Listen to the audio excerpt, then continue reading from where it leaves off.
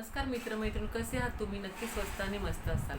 तर आता नवरात्र उत्सव चालू आहे आणि नवरात्रामध्ये आपण नवदुर्गेच्या 9 रूपांचे पूजन, जप, आराधना, उपासना करतो. तर आज नवरात्रातली 6वी माळ आहे आणि 6वी माळ ही देवी कात्यायनीला समर्पित आहे.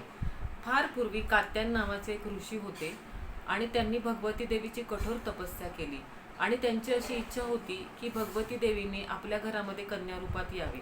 देवीने पण त्यांची प्रार्थना स्वीकार केली. काही काळानंतर महिषासुराचा विनाश करण्यासाठी ब्रह्मा, विष्णू आणि महेश या देवांनी त्यांच्या तेजाचे अंश देऊन एक देवी प्रकट केली. तीच ही देवी कात्यायनी. आणि कात्यायन ऋषींनी तिचे सर्वप्रथम पूजन केले, म्हणून देवीला कात्यायनी असे म्हटले जाते. कालिंदीच्या यमुना किनारी ब्रज गोपींनी श्रीकृष्ण आपल्याला पतिरूपात मिळावे म्हणून या देवीचे पूजन केले. म्हणून ब्रज मंडळाच्या अधिष्ठात्रीच्या रूपात ही देवी तिथे प्रतिष्ठित आहे. देवीला 4 भुजा आहेत. देवीच्या एका हातामध्ये अभयमुद्रा आहे, दुसऱ्या हातामध्ये वरमुद्रा आहे, एका हातात तलवार आहे आणि एका हातात कमळाचे फूल आहे.